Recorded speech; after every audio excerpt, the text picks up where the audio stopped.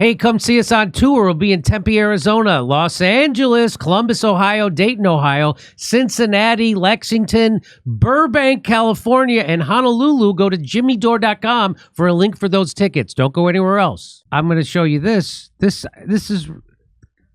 turns out this is real. I thought this was a kind of some kind of a fake when I saw it on Twitter. Why?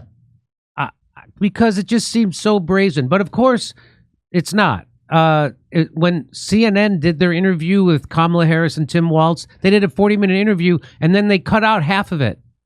I appreciate that they did that. They didn't. They listened. They took notes from Kamala Harris's campaign and cut out half of it. We got to edit her on the fly. So now 60 Minutes is doing something similar. You're not going to believe what happened. 60 Minutes cut Kamala Harris's nonsense answer on Israel and replaced it with a completely separate sentence she said earlier in the interview. Mixing and matching questions and answers. This isn't journalism, it's fraud. So now this guy actually did a good interview. I thought as far as interviews go, if you watch it, he asked good questions. I think he did as good as you could get on corporate TV. So I will. How did he get in there to even ask real questions? I don't know. And I guess they thought editing it would make Kamala Harris more favorable because most people can't stand 5 minutes of her, let alone 60 minutes. Okay. Why'd they pick this part to edit? That's my question. Because so all the other things that she sucked. Yeah. Watch this edit. So I'll show it to you. This is the short. I'll show you the short version. Then I'll show you a little bit of a longer version. Here's the question and answer she gave. But it seems that Prime Minister Netanyahu is not listening. Well, Bill, the work that we have done has resulted in a number of movements in that region by Israel that were very much prompted by or a result of many things, including our advocacy for what needs to happen in the region. But it seems. So that was her word salad garbage. She's like a taxi driver who tries to take you the long way so she could get every penny out of you, except she does it with words. It's like an ex-girlfriend I had pitching her jokes to me and me trying to explain she's got to shorten it. Yeah, and her not listening. So I'm going to show them to you back to back. Here, let's show that this is the actual question and the actual answer, and then the question again with the fake answer that they just inserted at 60 Minutes. Watch this. But it seems that Prime Minister Netanyahu is not listening. Well, Bill, the work that we have done has resulted in a number of movements in that region by Israel that were very much prompted by or a result of many things, including our advocacy for what needs to happen in the region. But it's what she means is we're stalling while military contractors rob the planet blind. Mm-hmm. That's what she means. But here's the question again, and here's the fake answer that 60 Minutes put in. I forgot the question from that. Prime Minister Netanyahu is not listening. We're not going to stop pursuing what is necessary for the United States to be clear about where we stand on the need for this war to end. But it seems. Wait, what? So you're pursuing being clear about the need for. You're not going to stop pursuing. What did she just say? Neither of those answers made any sense. How did they even pick which one to switch it with?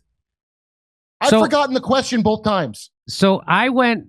So they're talking about how Benjamin Netanyahu, because she keeps saying we are, intervening and negotiating and talking with him to get, and he's like, yeah, but he's not listening. He's doing whatever he wants. So that's what the question was. Doesn't seem like he's listening to you, because if you are claiming that you're urging Netanyahu to do these different things, it looks like he's not listening to you. That was his question. And what would have impressed me? If she went, we're going to stop doing his dry cleaning when him and his bitch wife come and hand it to our assistants. So I tweeted this out and I asked, is this real? Because I didn't think it could be real. And Lauren I tweeted, is this a lateral move? Like, I don't understand why they bothered. And Laura Powell says both versions are still available on 60 Minutes YouTube channel. These links take you to that same question. In addition to substituting an entirely different answer to the question, 60 Minutes edited Kamala Harris's response to the previous question so much that it is not an accurate representation of what she said. So, what did she say? I don't have. So here's a little bit of a longer version. Here's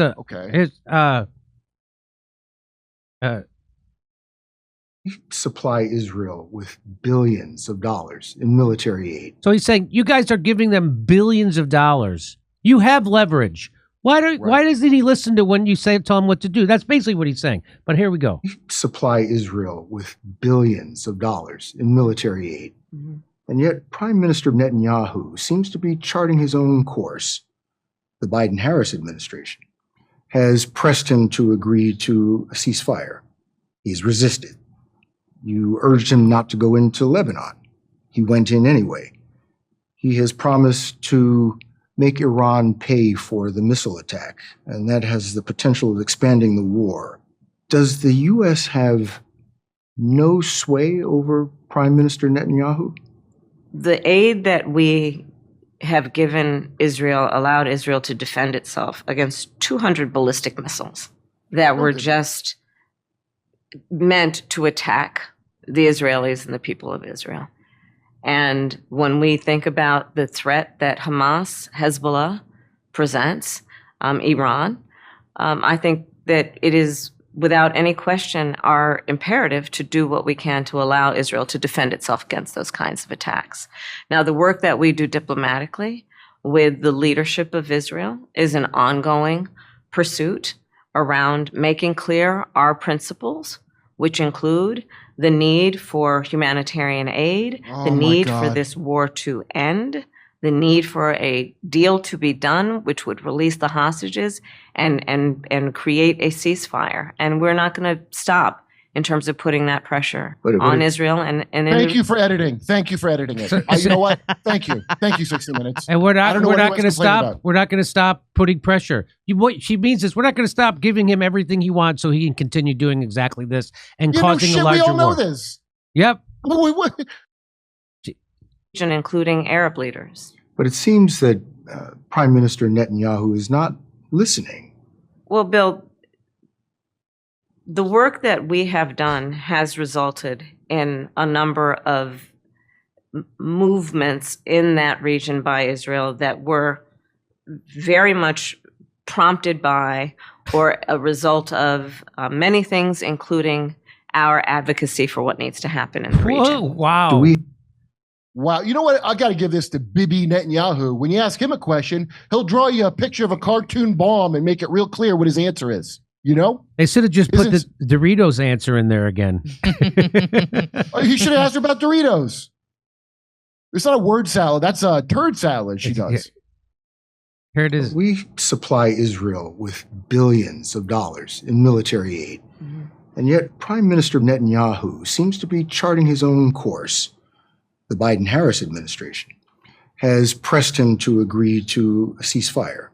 He's resisted. You urged him not to go into Lebanon. He went in anyway. Does the U.S. have no sway over Prime Minister Netanyahu?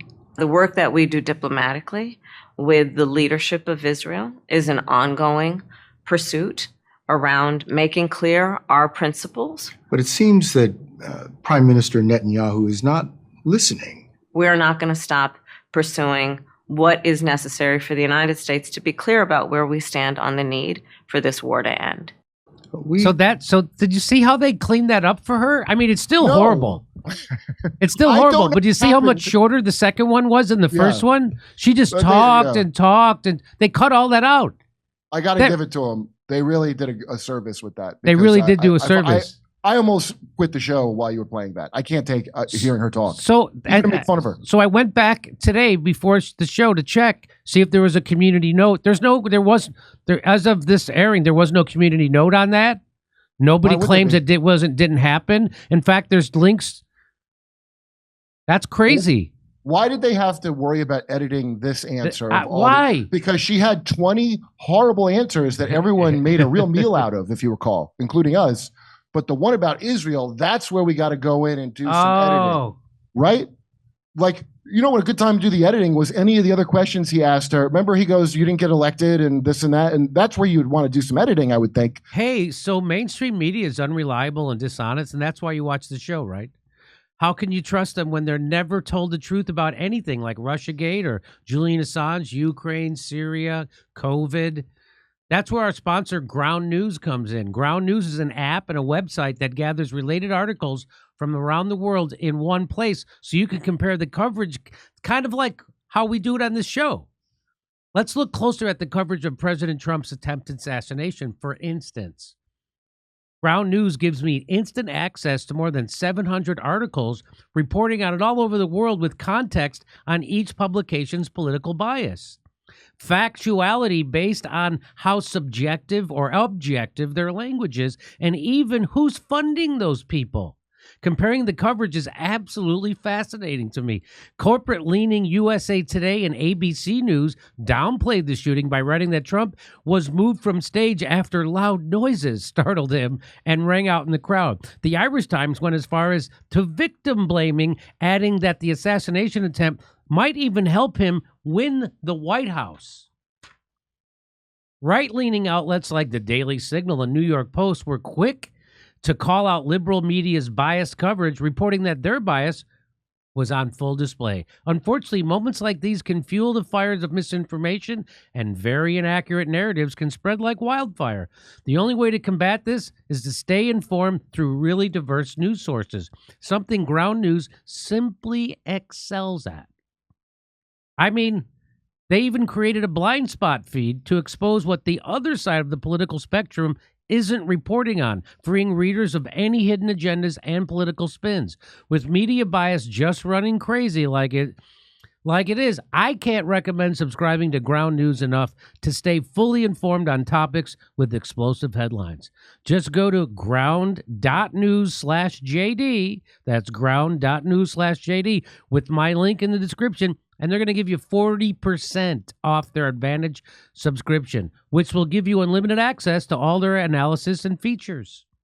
Hey, come see us on tour. We'll be in Tempe, Arizona, Los Angeles, Columbus, Ohio, Dayton, Ohio, Cincinnati, Lexington, Burbank, California, and Honolulu. Go to jimmydore.com for a link for those tickets. Don't go anywhere else.